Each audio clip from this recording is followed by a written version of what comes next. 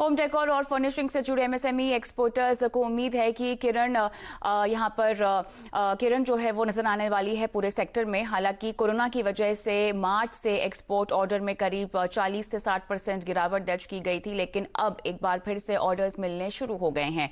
Unlock 1 में यहाँ पर मर्केंडाइज एक्सपोर्टर्स के क्या हालात हैं, इस पर देखिए आलोक प्रियदर्शी की ये खास रिपोर्ट।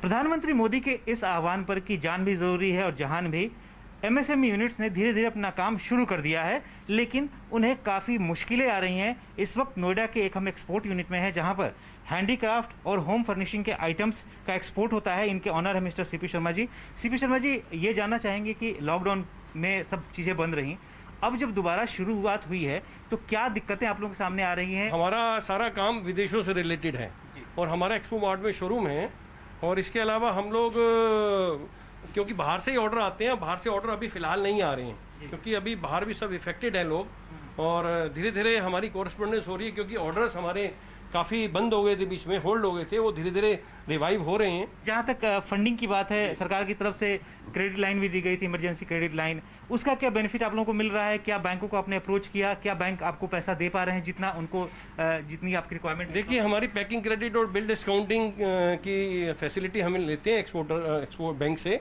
वो हमारी 20% बढ़ रही है। धन्यवाद है मोदी जी का, सरकार ने काफ़ी कुछ एक्सपोर्टरों के लिए किया है। पहले भी सरकार एक्सपोर्टर्स के लिए पॉजिटिव थी, लेकिन जो अभी डोमेस्टिक समस्याएं अभी हमारी बहुत हैं, जैसे लेबर नहीं है, स्टाफ नहीं है, लोग आ नहीं रहे हैं, 10% लोगों के साथ अभी हम काम कर पा रहे हैं। और सबसे ज़्यादा समस्या है हमें कि कुछ इनकम टैक्स में हमें पहले फ्री 3 साल का जो पीरियड था उसमें हमें कुछ कंसेशन थी, वो कंसेशन मिलनी चाहिए अभी। और बिजली के बिल कम से कम 3 महीने के माफ़ हो जाएं, जो फिक्स चार्जेस हैं, लोड चार्जेस जिससे बोलते हैं। लोड चार्जेस में बिजली विभाग का कोई घाटा नहीं है, यूनिट चार्ज तो हम देते ही हैं, लोड चार्ज हमें 3 महीने का फिक्स देना पड़ रहा है।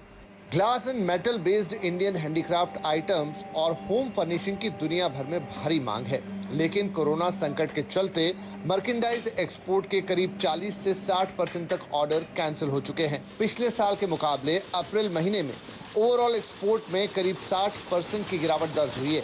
वहीं मई के महीने में 36% एक्सपोर्ट गिर गया है। इसका असर न सिर्फ पूरे सेक्टर पर पड़ा है, बल्कि इस सेक्टर से जुड़े देश के दूर दराज के इलाकों में बसे कारीगरों पर भी हुआ है। जो समस्याएं अभी एक्सपोर्टर फेस कर रहे हैं, उसमें से सबसे पहली समस्या है अवेलेबिलिटी ऑफ लेबर। लेबर की अवेलेबिलिटी इम्प्रूव तो ज़रूर हुई है, लेकिन अभी भी 70 to 80% के आसपास ही है। आत्मनिर्भर भारत पैकेज के तहत सरकार ने 2 ऐलान किए हैं, उसका फायदा एक्सपोर्टर्स को मिल रहा है। एक्सपोर्टर्स का कहना है कि हमें चीन से मुकाबला करना है, लेकिन चीन की सरकार न सिर्फ WTO के नियमों का खुलेआम उल्लंघन करती है, बल्कि चोरी छिपे अपने मैन्युफैक्चरर्स को भारी सब्सिडी भी देती है, जिससे वो बड़ी तादाद में डंपिंग करते हैं। ऐसे में सरकार हमारा साथ दे तो हम चीन को भी पछाड़ सकते हैं। जो छोटी मोटी चीज़ें हैं, अगर इन चीज़ों पर सरकार ध्यान दे तो ज़्यादा उनके लिए बेनिफिशियल होगा, उनके लिए काम धंधा करना ज़्यादा आसान होगा। और रही बात आत्मनिर्भर भारत बनने की और चाइना से मुकाबला करने की, तो वो सब कुछ हो सकता है, बशर्ते जो सरकार की तरफ से जो नीतियां हैं, जो पैकेजेज अनाउंसमेंट हैं, वो सिर्फ अनाउंसमेंट ही बनकर ना रह जाए, वो ज़मीन पर भी उतरें और लोगों को जो फाइनेंशियल असिस्टेंस की बात की जा रही है, जो जिस तरह की भी राहत की बात की जा रही है, वो उनके पास पहुँचे। तभी जाकर ये तमाम चीज़ें जो इंडस्ट्री और एमएसएमई यूनिट को एक तरह से बहुत बड़ी राहत मिल सकती है। जब दोबारा अनलॉक 1 में दोबारा से काम शुरू हो रहा है, तो ये तमाम चीज़ें इंडस्ट्री का इस वक्त डिमांड है। कैमरामैन हृदय पात्रा के साथ आलोक प्रियदर्शी, CNBC आवाज़, नोएडा। आगे बढ़ते हैं। देश में घरेलू हवाई यातायात को शुरू हुए 1 महीना हो गया है, लेकिन अभी बुकिंग पहले के मुकाबले 1/3 भी नहीं है। ऑनलाइन ट्रैवल पोर्टल्स की माने तो इस वक्त ज्यादातर यात्री सिर्फ एक तरफ की यात्रा कर रहे हैं, और वो भी इमरजेंसी के लिए। यही नहीं, अब कई छोटे शहर टॉप 10 डेस्टिनेशंस में शामिल हो गए हैं। लेकिन पूरा अपडेट लेते हैं हमारे सहयोगी रोहन सिंह से। तो रोहन, ये बताएं कि फिलहाल एयरलाइंस की बुकिंग की अगर हम बात करें तो कौन कौन सी टॉप 10 डेस्टिनेशंस का नाम शामिल है?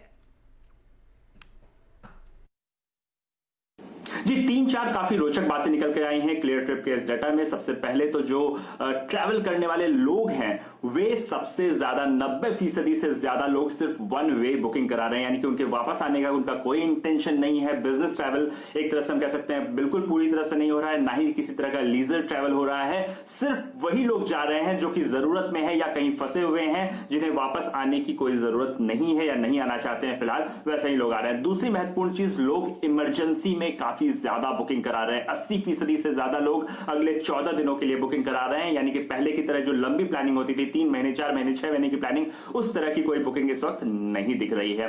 तीसरी चीज, जो डेस्टिनेशंस हैं उसमें काफी बदलाव है। अगर टॉप सेक्टर्स की बात करें तो लॉकडाउन से पहले जो टॉप सेक्टर्स हुआ करते थे, दिल्ली मुंबई सबसे ज्यादा बिजी सेक्टर हुआ करता था, उसके बाद दिल्ली बेंगलोर का नंबर आता था। अगर अभी की बात करें, पिछले 1 महीने की बात करें, तो सबसे ज्यादा जो लोग ट्रैवल करना चाहते हैं दिल्ली पटना सेक्टर में सबसे ज्यादा लोग ट्रैवल करना चाहते हैं। मुंबई वाराणसी भी अच्छी खासी वहां पे भी डिमांड है, हालांकि उसके बाद दिल्ली मुंबई और दिल्ली बेंगलोर का नंबर जरूर आता है। लेकिन इसके अलावा टॉप 10 की बात करें तो पुणे नई दिल्ली बेंगलुरु पटना जैसे सेक्टर्स भी टॉप 10 में अपनी जगह बना रहे हैं। अब टॉप डेस्टिनेशंस की बात करें, यानी कि वे डेस्टिनेशन जहां सबसे ज्यादा लोग ट्रैवल कर रहे हैं, तो पहले नई दिल्ली नंबर 1 पे था, अभी भी नंबर 1 पे नई दिल्ली ही है। दूसरे नंबर पर कोलकाता था, अब मुंबई था, माफ कीजिएगा, इस बार कोलकाता है।